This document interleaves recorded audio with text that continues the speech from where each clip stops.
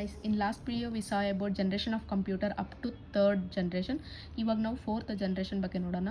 ಇದು 1971 ಸ್ಟಾರ್ಟ್ ಆಗಿದ್ದು till today ಏನು ನಡೀತಿದೆ ಅದನ್ನೇ ನಾವು ಫೋರ್ತ್ ಜನರೇಷನ್ ಅಂತೀವಿ. ಲೈಕ್ ಅದರ ನೇಮ್ ಬಂದ್ಬಿಟ್ಟು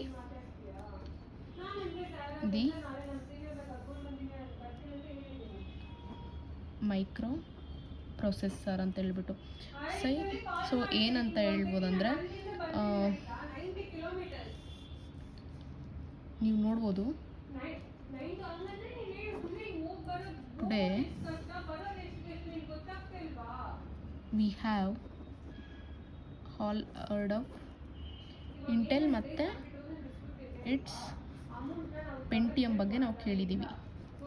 ಸೊ ಪೆಂಟಿಯಮ್ ಪ್ರೊಸೆಸರ್ ಬಗ್ಗೆ okay, and now we know how it all got started. The computers of the next generation will have million upon millions of transistors, which means ಮುಂಚೆ ಜನ್ರೇಷನ್ಗೂ ಇವಾಗ ಜನ್ರೇಷನ್ಗೂ ಎಷ್ಟು difference ಇದೆ ಅಂತ ಹೇಳ್ಬಿಟ್ಟು ಇದರಲ್ಲಿ ಗೊತ್ತಾಗುತ್ತೆ. ಸೊ ಏನಂದರೆ a single chip that could do all the processing of the full scale computers. ಇವಾಗ ಬಂದಿರೋದು ಒಂದು ಚಿಪ್ ಏನಿದೆ ಇಂಟಿಗ್ರೇಟೆಡ್ ಚಿಪ್, ಇದು ಒಂದು thousands of like full scale ಕಂಪ್ಯೂಟರ್ಸ್ನ ಇದು ಒಂದೇ ಕೆಲಸ ಮಾಡುತ್ತೆ ಅಂತ ಅರ್ಥ. ಸೊ ನೆಕ್ಸ್ಟು ಕ್ಯಾರೆಕ್ಟರಿಸ್ಟಿಕ್ಸ್ಗೆ ಹೋಗೋಣ. ಕ್ಯಾರೆಕ್ಟರಿಸ್ಟಿಕ್ಸ್ ಆಫ್ ಕಂಪ್ಯೂಟರ್ಸ್ ನೋಡೋದಾದರೆ first one accuracy, which means the input of instructions given to computer is correct. ಅಂದರೆ ಇನ್ಪುಟ್ ಇನ್ಸ್ಟ್ರಕ್ಷನ್ಸ್ ಏನು ಕೊಡ್ತೀವಿ ಅದು ಕರೆಕ್ಟ್ ಇದ್ದರೆ ನಮಗೆ ನೋ ಎರರ್. ಸೊ ಇದನ್ನು ಪ್ರಾಪರ್ ಅಕ್ಯುರೇಸಿ ಅಂತೀವಿ. ಅಂದರೆ ಇದು ಕ್ಯಾರೆಕ್ಟರಿಸ್ಟಿಕ್ಸ್ ಆದರೂ ಆಗ್ಬೋದು ಅಥವಾ ಬೆನಿಫಿಟ್ಸ್ ಆದರೂ ಆಗ್ಬೋದು. ಸೆಕೆಂಡ್ ಬಂದ್ಬಿಟ್ಟು ಫಾಸ್ಟ್ ಸ್ಪೀಡ್.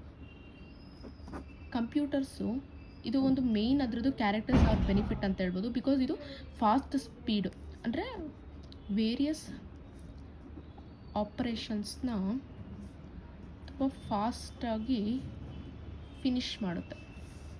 ದೆನ್ ಥರ್ಡ್ ಬಂದ್ಬಿಟ್ಟು ಡೆಲಿಜೆನ್ಸ್. ಅಂದರೆ ಒಂದು ಹ್ಯೂಮನ್ಗೆ ಎಗೇನ್ ಆ್ಯಂಡ್ ಎಗೇನ್ ಜಾಬ್ ಕೊಟ್ಟಾಗ, ಅಂದರೆ ಎಗೇನ್ ಆ್ಯಂಡ್ ಎಗೇನ್ ಜಾಬ್ನ ಅಸೈನ್ ಮಾಡಿದಾಗ ಅವನಿಗೆ ಫುಲ್ ಟಯರ್ಡ್ ಅನಿಸ್ಬೋದು. ಆದರೆ ಕಂಪ್ಯೂಟರ್ಸ್ ಆ ಥರ ಅಲ್ಲ. It can able to do multiple works continuously. Next come to the fourth one,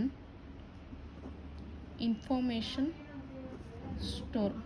ಅಂದರೆ ಲಾರ್ಜ್ ನಂಬರ್ ಆಫ್ ಇನ್ಫಾರ್ಮೇಷನ್ನ ಇದು ಸ್ಟೋರ್ ಮಾಡುತ್ತೆ. ದೆನ್ ನೆಕ್ಸ್ಟ್ ಬಂದ್ಬಿಟ್ಟು versatility. Versatility is nothing but different kinds of ಟಾಸ್ಕ್ನ at one time it will finish. Example, reading, writing, taking inputs from input device, etc. Thank you guys.